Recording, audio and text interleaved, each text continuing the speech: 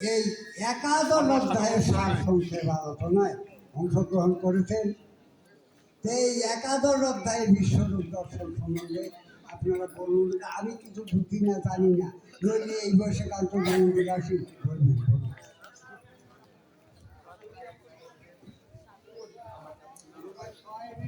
ওম তস্সৎ ওম তস্সৎ ওম তস্সৎ ওম তদ বিষ্ণু পরমপদং সদপশ্যন্তি সূরয়া দেবী বচস্সুরাত।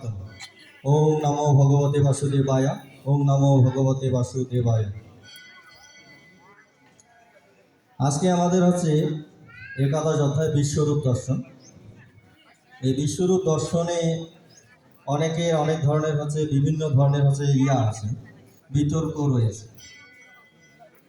যার বিশ্বরূপ দর্শনে আমরা যদি হচ্ছে 46, 47 এবং 48 নম্বর শ্লোক যদি দেখি,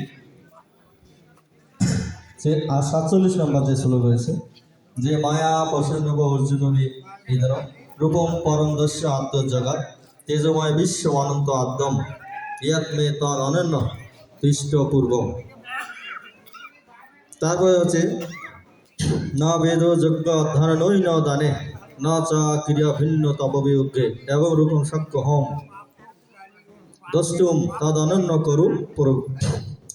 কুরুপবীর। এই যে 47 এবং 48 নম্বর শ্লোকে বিকাশ যে হে অর্জুন, তোমাকে আমার মাঝখানে করে দি, তোমার প্রতি আমি প্রসন্ন হইয়া আমি আত্মযোগের দ্বারা তোমাকে আমার এই বিশ্বরূপ প্রদর্শন করাইলাম। তুমি ভিন্ন আর কেহই এই রূপ দেখতে সমর্থ নহে। কেউ হচ্ছে বেদ অধ্যয়নের যোগ্য ও তপস্যা দ্বারাও এই রূপ হচ্ছে দেখতে সামর্থ্য নয়। এখন হচ্ছে অনেকে প্রশ্ন করে যে অর্জুন বাদে তো অন্যরা হচ্ছে বিশ্বরূপ দেখেছে। যেমন হচ্ছে কুরুক্ষেত্রের যুদ্ধ শুরু হওয়ার পূর্বেই রাজসভায় হচ্ছে সবাইকে হচ্ছে ওইখানে ভগবান হচ্ছে তার বিশ্বরূপ দেখিয়েছে। তারপর হচ্ছে মা যশোদা ওনাকেও হচ্ছে বিশ্বরূপ দেখিয়েছে, এবং সুতপা এবং বিষ্ণু এই ঋষিকে হচ্ছে বিশ্বরূপ দেখিয়েছে, এবং পিতামহ ভীষ্ম এবং কর্ণ এদেরকেও হচ্ছে বিশ্বরূপ দেখিয়েছেন।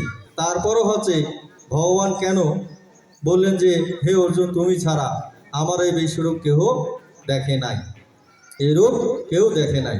এটা ভগবান মিথ্যাচার করলো কিনা? মিথ্যাচার করলো কিনা? সবাই মনে করেছে যে এটা হচ্ছে একটা মিথ্যাচার। কিন্তু ভগবানের হচ্ছে যে রূপ অর্জুনকে দেখিয়েছিলেন আর অন্যরা যে রূপ দেখিয়েছিলেন তাদের মধ্যে হচ্ছে অনেক হচ্ছে পার্থক্য রয়েছে। তারা হচ্ছে সবাই ভগবানের হচ্ছে সৌম্য রূপ এবং হচ্ছে শান্ত রূপ এবং হচ্ছে দ্বিভুজ রূপ দেখেছিলেন। আর অর্জুন কি দেখেছিলেন?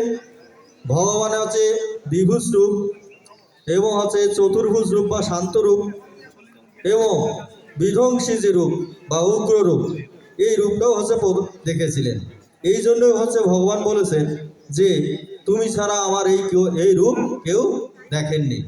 এখানে হচ্ছে কুরুক্ষেত্রের যুদ্ধে কোন সৈনিক হচ্ছে কীভাবে মৃত্যুবরণ করতেছে সব কিছু এখানে উনি হচ্ছে প্রদর্শন করেছিলেন, আর অন্যান্য ক্ষেত্রে কিন্তু প্রদর্শন করেন নাই। এই জন্য হচ্ছে ভগবান এইখানে কোনো মিথ্যাচার করেননি। এবং হচ্ছে যারা হচ্ছে এই কথা বলে তারা হচ্ছে ভালোভাবে গীতা না পড়েই দুই একটা শ্লোক পড়ে সমালোচনা করার জন্য বা হচ্ছে উপরে ওঠার জন্য এই কথা বলেন।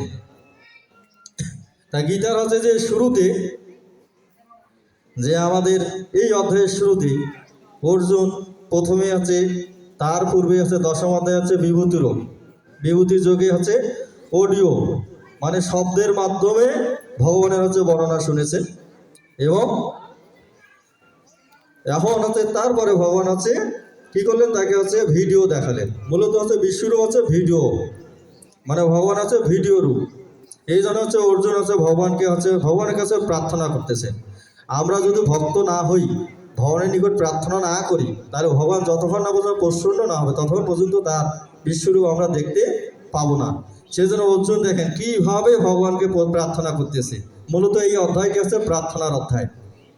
বলছে যে অর্জুন উবাচ, বলছে মদ অনুগ্রহায় পরম গুজ্জমাধ্যাতম সঙ্গীতম যথোক্তম বসনস্তে মোহয়ম বিগত মম ভবপরিভূতনাম শ্রুতি বিস্তৃশ ময়া তত্র কমলপত্রাক্ষম মহতমপি চ অভয়ম এবং এত যথাতু তামাত্মান পরমেশ্বর দ্রষ্টুম ইচ্ছামিতে রূপম ঈশ্বর পুরুষোত্তম মানসীয়দি তস্য কম দ্রষ্টুমিতি প্রভ যজ্ঞেশ্বর ততমে তা দর্শয়াত্মন অভয়ম। যে ভগবান বলতেছে যে তোমার অনুগ্রহে আমার সব ধরনের মোহ বিদূরিত হয়েছে, ঠিক আছে। তুমি পদ্ম প্রলয় শাসন হরি এবং সৃষ্টি স্থিতি এবং প্রলয়ের আছে দেবতা। হে সৃষ্টিকর্তা, আমি যদি তোমার এই রূপ দেখতে সমর্থ হই তাহলে তুমি আমাকে এই রূপ, তোমার সেই রূপ তেজময় রূপ আমাকে প্রদর্শন করাও।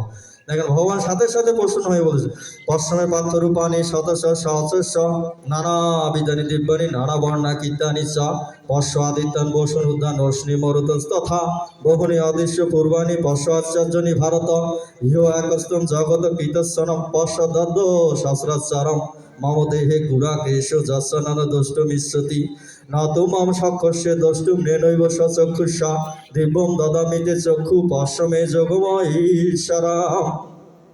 দেখেন যে দিব্য চক্ষুর কথা এখানে বলতেছে, তোমাকে আমি আমার তোমাকে দিব্য চক্ষু দিচ্ছি।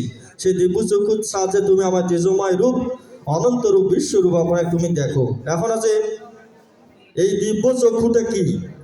আমাদের সাধারণ ভক্তরা হচ্ছে জিজ্ঞাসা করে বা অনেক কীর্তনীরা ভুল ব্যাখ্যা করে যে আমাদের হচ্ছে দুইটা চক্ষু আছে আর অন্তর একটা চক্ষু আছে, এটাকে দিব্য চক্ষুই বলে। কিন্তু হচ্ছে এটা হচ্ছে অন্তর্দৃষ্টি, দিব্য চক্ষু নয়, দিব্য দৃষ্টি নয়। কারণ এই অন্তর্দৃষ্টির সাহায্যে আমরা জানা জিনিস, দেখা জায়গা শুধু দেখতে পাই।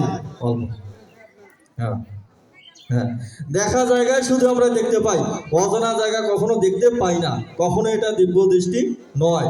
দেখেন আমাদের যে চোখ এক মাত্রা এবং দুই মাত্রা এবং দুই মাত্রার জিনিস ভালোভাবে দেখতে পারে। দেখেন এই বাক্সটা 3 মাত্রা আছে, এর পিছনটা আমরা কিন্তু দেখতে পাচ্ছি না। তাহলে আমাদের চোখের হচ্ছে কত বড় সীমানা হয়েছে। মূলত হচ্ছে দিব্য দৃষ্টি হচ্ছে মাল্টি ডাইমেনশনাল বা হচ্ছে বহু মাত্রা যুক্ত এবং হচ্ছে একটা হচ্ছে আলোক পত্রিকার মতো এবং একটা সূর্যের মতো, যার সাহায্যে সব দিকেই হচ্ছে তার হচ্ছে আলোর বিকিরণ হচ্ছে ছড়ায়। তা আমার হচ্ছে সময় শেষ, সেই জন্য হচ্ছে আমি আর হচ্ছে কথা না বলে এখানে শেষ করছি। ওম শান্তি, ওম শান্তি। আমি বারবার বলছি যে ঈশ্বর কারো অবহেলা, কারো আলসিয়ামি, কারো দেরি